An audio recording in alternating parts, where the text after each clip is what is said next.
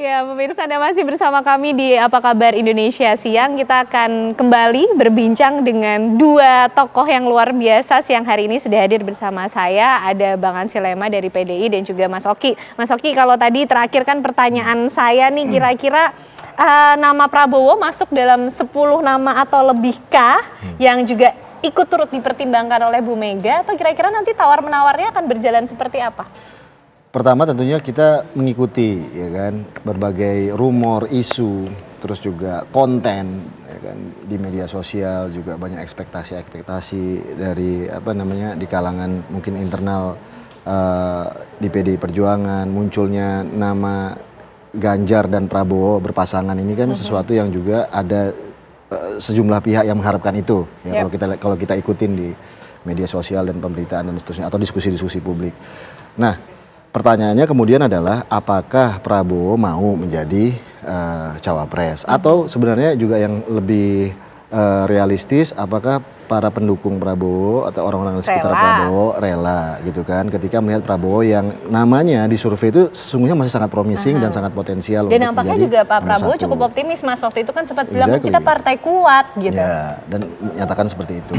Dan jadi saya pikir di sini juga kita lihat sosok Prabowo ini, kalau kita bicara tentang hari-hari Pilpres ini sudah katakanlah semakin dekat begini, saya melihat bahwa Prabowo akan mengambil tetap posisi nomor 1, ya kan, sebagai sulit untuk ditawar artinya.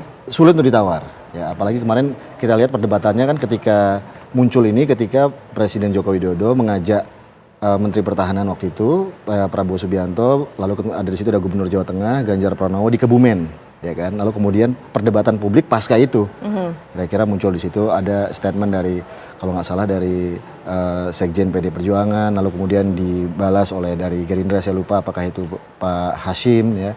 Nah ini kan kemudian terlihat tuh ada polarisasi di situ. Nah saya pikir jadi berkaca pada itu ya kan, kita melihat bahwa kemungkinan kalau bagi saya ya sebagai yang saya tidak ingin berspekulasi dalam melihat proyeksi Pilpres 2024, saya melihat bahwa PDI Perjuangan mengusung Ganjar Pranowo sebagai capres itu firm, ya kan. Sementara lalu kemudian Prabowo Subianto diusung oleh Partai Gerindra, ya kan. Ini juga menurut saya sebagai capres juga firm.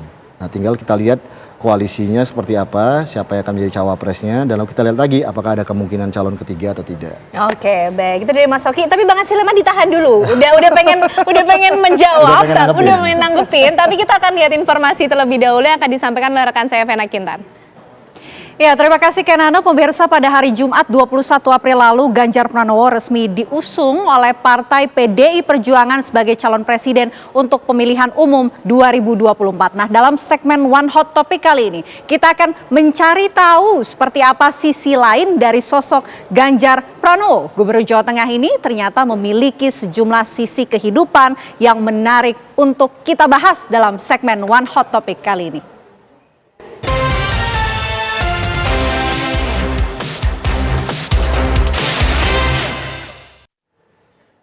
Ya, 54 tahun yang lalu Ganjar Pranowo terlahir dari keluarga sederhana, pemirsa. Masa kecilnya ia habiskan di sebuah desa tempat kelahirannya yang berada di lereng Gunung Lawu bernama Tawamangu.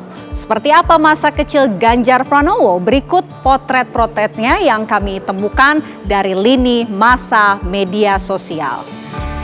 Bocah yang memakai celana panjang di posisi kedua dari kanan ini terlahir dengan nama Ganjar Sungkowo yang memiliki arti hadiah dari Tuhan saat dalam kondisi sedih. Ayahnya bernama Parmuji Pramudi Wiryo, seorang polisi berpangkat sersan, sedangkan ibunya bernama Sri Suparni, seorang ibu rumah tangga. Jelang usia masuk sekolah, orang tua sang bocah kemudian mengubah namanya menjadi Ganjar Pranowo. Itu dilakukan karena orang tua Ganjar khawatir nama lama sang anak kelak akan membawa kesedihan. Ganjar merupakan anak kelima dari 6 bersaudara, pemirsa. Dan sempat menghabiskan sebagian masa kecilnya di Tawamangu, keluarga Ganjar ini kemudian memutuskan untuk pindah ke Kutoarjo di Kabupaten Purworejo, Jawa Tengah. Ganjar kecil dan keluarganya ini sempat tinggal di kontrakan sebelum pada akhirnya sang ayah membeli rumah kecil di Kutoarjo.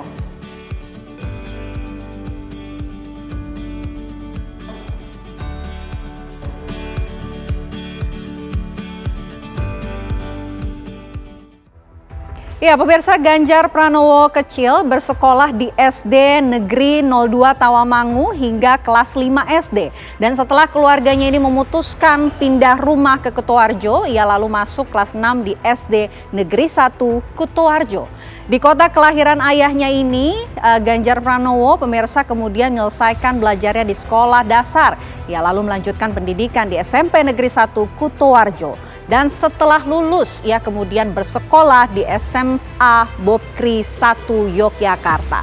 Pada tahun 1987, dalam kondisi ekonomi yang pas-pasan, Ganjar nekat mendaftarkan diri ikut tes Sipen Maru. Ia pada akhirnya diterima di Fakultas Hukum Universitas Gadjah Mada. Dan tidak puas dengan gelar sarjana, pada tahun 2009 lalu, Ganjar melanjutkan pendidikan pasca sarjana di Universitas Indonesia.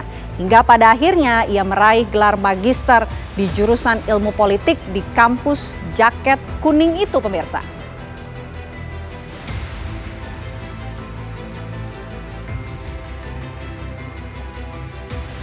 Nah, itu tadi riwayat pendidikan Ganjar Pranowo. Ada yang menarik nih pemirsa dari penampilan sosok pria kelahiran 28 Oktober 1968 tersebut.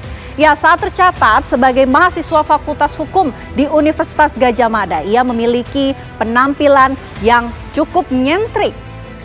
Foto lawas ini merupakan foto ketika Ganjar muda aktif berkegiatan di Majestic 55, sebuah organisasi pecinta alam di Fakultas Hukum UGM. Kala itu ia ikut terlibat mengevakuasi jenazah rekannya mahasiswa UGM yang jatuh pada saat kegiatan para layang di sekitar bulan Februari tahun 1993. Dan selain aktif sebagai pecinta alam, Ganjar juga ikut sebagai aktivis dalam gerakan Demokrat Kampus. Sebagai mahasiswa, Ganjar muda pernah ikut berkompetisi dan juga memprotes kebijakan Rektor UGM pada periode 1986 sampai 1990. Penampilan Ganjar Pranowo pada saat itu terlihat sangat kontras dengan sekarang ya pemirsa. Ia tampak berbeda dengan rambutnya yang gondrong. Penampilannya ini ala personil band rock tersebut ternyata tak lepas dari hobinya yang suka sekali mendengarkan musik rock.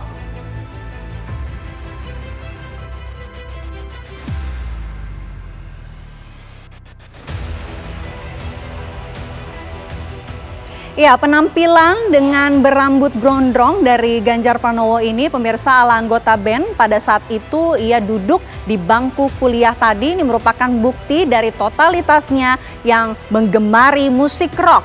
Ganjar Pranowo merupakan sosok penggemar musik rock pemirsa. Ia mengidolakan Yngwie Malmsteen, maestro gitar dunia yang berasal dari Swedia. Sejak remaja, Ganjar juga menyukai lagu Save Our Love dalam album Eclipse dari Yngwie yang dirilis pada tahun 1990. Meski menggemari musik rock, ternyata suami dari Siti Atikoh Supriyanti ini tidak bisa memainkan alat musik, terutama gitar.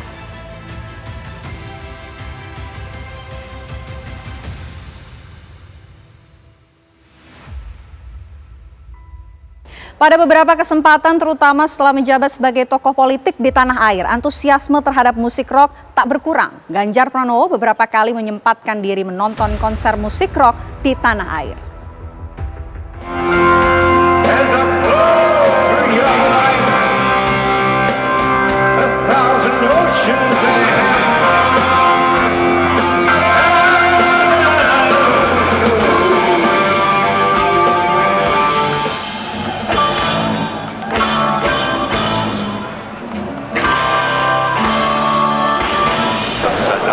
Apalagi mereka yang tahun 80-an, tahun 70-an ya, suka musik hard rock, apalagi di Marvel pasti hari ini rindunya terbayarkan. Saya sendiri rasanya ini kembali anak SMA, lihat lagu-lagu lama yang didengarkan oleh di Marvel dan tentu saja luar biasa. Mereka sangat senior tapi mereka semuanya masih fit menyanyikan. Saya ajak Anda pemirsa menuju ke Surabaya, Jawa Timur. Sudah ada rekan Goldi Gumilang. Kita akan tanyakan tanggapan dari masyarakat Surabaya seperti apa mengenai sosok Ganjar Pranowo. Silakan Goldi. Ya Ken Ane, saat ini saya berada di salah satu warung di kota Surabaya dan kami akan mengajak Ken Ane untuk mendengar pendapat dari masyarakat terkait dengan Ganjar Pranowo sebagai calon presiden yang diusung oleh Partai Demokrasi Indonesia Perjuangan. Di samping ini telah bersama salah satu ini orang yang berada di warkop. Pak, selamat siang. Boleh minta waktunya bentar ya Pak ya? Dengan Pak siapa namanya Pak? Pak Sugeng. Pak Sugeng. Pak Sugeng, ini kan Ganjar Pranowo sudah dicalonkan dari PDIP sebagai calon presiden. Menurut Pak Sugeng, pantas atau tidak Pak jadi calon presiden? Ya pantas Pak. Pantas. Merakyat orangnya. Oke, merakyat orangnya. Iya. Selain itu apa Pak menurut Pak Sugiono? Kenapa kok pantas? Sama orang kecil-kecil tuh merakyat semua itu loh. Oke. Ya. Jadi dirasa Pak Sugiono pantas ya Pak ya? Oke, pertanyaan kedua Pak. Kalau pantas jadi calon presiden, untuk calon wakil presidennya kira-kira menurut Pak Sugiono siapa Pak? Bapak Sandiaga Uno. Sandiaga Uno? Iya. Oh, kenapa memilih Pak Sandiaga Uno Pak? Orangnya muda ya, merakyat juga. Oke, karena Iya. muda ya Pak ya? Iya. Oh baik. Itu ya Pak ya? Terima kasih banyak Pak ya. Nah itu salah satu pendapat dari masyarakat. Kami akan coba tanya. Di samping ini juga ada mas-mas yang lagi nongkrong, pemirsa. Coba kami tanya, Mas, minta? Oh siap, bagus. Oh ya, makasih Mas ya. Itu tadi Ken Ane, salah satu pendapat dari masyarakat di Surabaya terkait dengan Ganjar Pranowo yang dicalonkan sebagai calon presiden. Kembali ke Ken Ane di studio. Baik, terima kasih Goldi Gumilang melaporkan langsung dari Jawa Timur. Ya, pemirsa, apa kabar Indonesia Siang masih akan kembali tentunya bersama rekan saya Ken Ane. Usai jeda masih bersama sejumlah narasumber membahas topik soal Ganjar Pranowo. Kami kembali sesaat lagi.